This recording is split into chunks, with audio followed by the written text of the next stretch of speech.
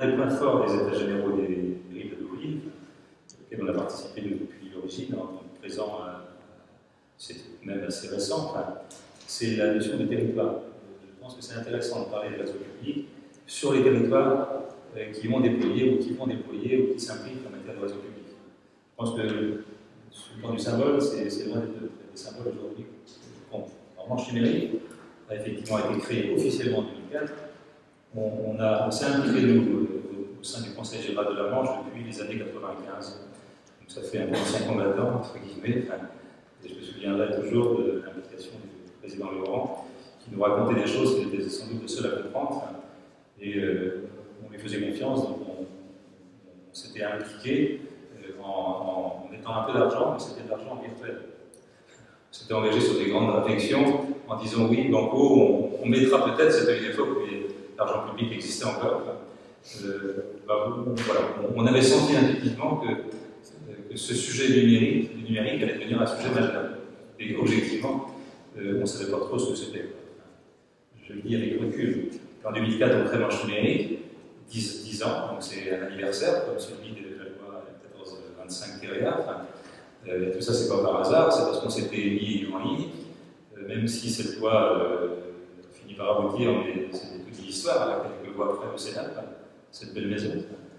Mais cette loi a été considérable pour permettre, dans le modèle français, qui est un modèle partagé entre le privé et le public, qui peut permettre de réussir cet aménagement numérique du territoire. Alors, nous, Manche, création en 2004, on travaille dès les années suivantes, on avait un peu travaillé en amont quand même, et puis on a, nous, derrière nous, on va dire comme ça, un réseau existant déjà, avec un réseau de collecte, avec une desserte de tous nos collèges, avec du FTTH déjà, peut-être un peu trop tôt, parce qu'on a déjà, je crois que c'est 27 000 prises, et Roland Courteil reprendra si je me trompe, mais sur Cherbourg-Saint-Lô, avec la seule histoire nationale où les deux opérateurs connus, SFR et Orange, on peut les citer, sont deux clients de notre réseau public. Je crois que ça ne s'est jamais reproduit en France.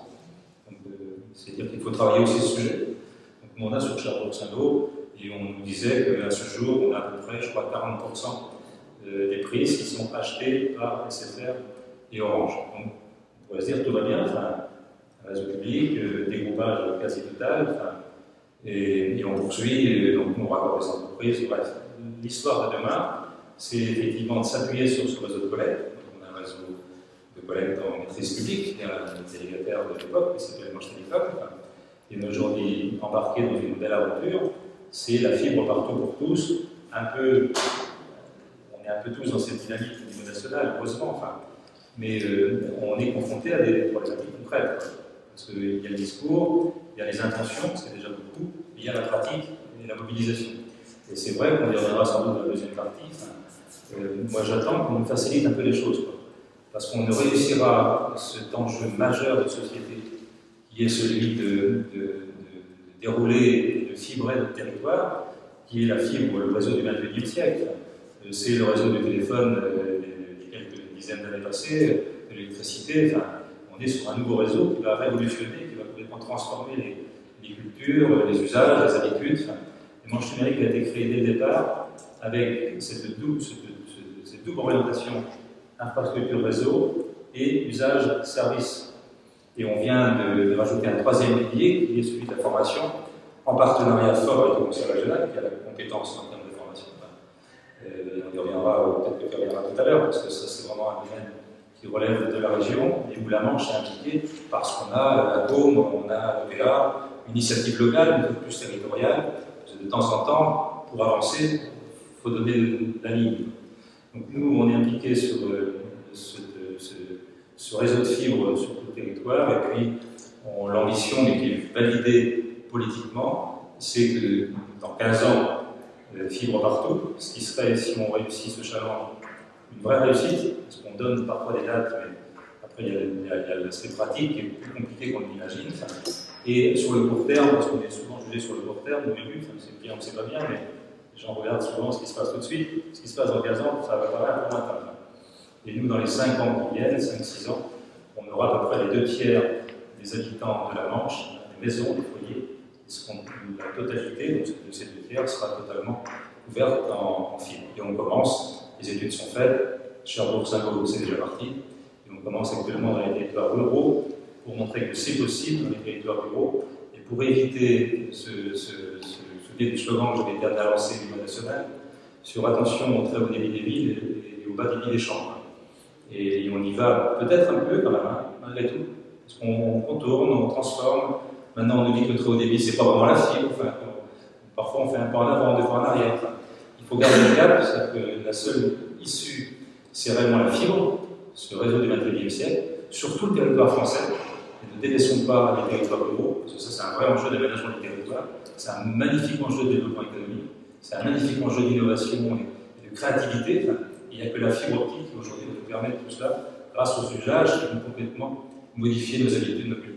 De mon point de vue, il y a nécessité, moi je ne suis pas trop partisan de l'excès de textes, parce que parfois ça nous perturbe, mais sur le sujet numérique, il faut une loi cadre qui viendra compléter la loi 2009, dite loi Pinta.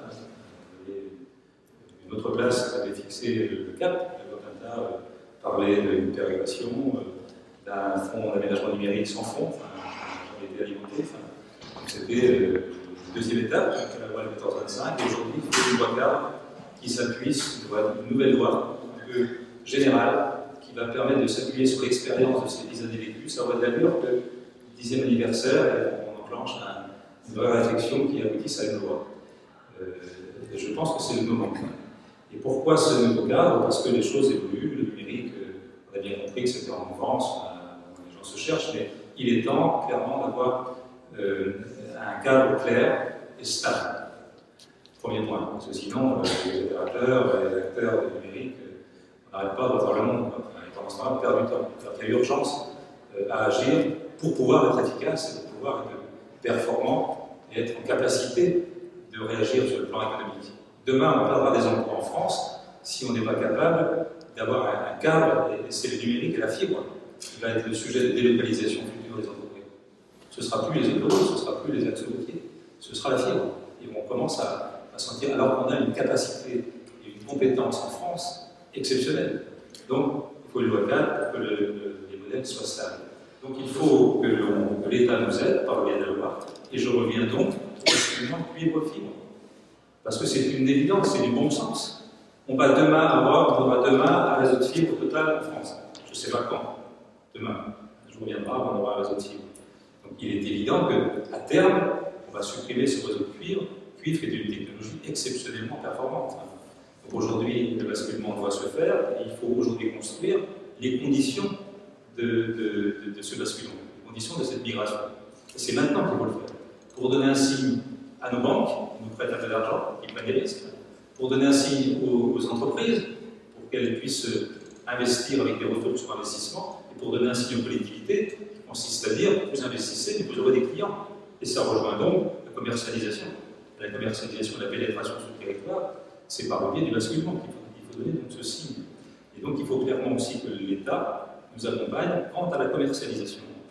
Mais comme moi je n'attends pas grand-chose des autres, je reviens à l'introduction de tout à l'heure, les collectivités doivent parler d'une seule voix pour être fortes en direction de l'État, de manière complémentaire.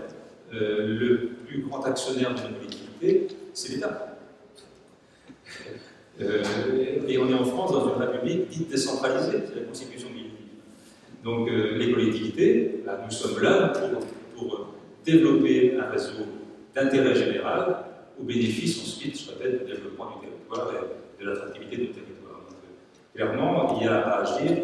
On ne va pas rentrer dans le détail des propositions nécessaires, le moment où on sera venu pour le faire. Et l'année 2014 s'y prête bien, parce que 10e anniversaire, mobilisation de toutes et de tous, il faut maintenant passer à l'acte et agir.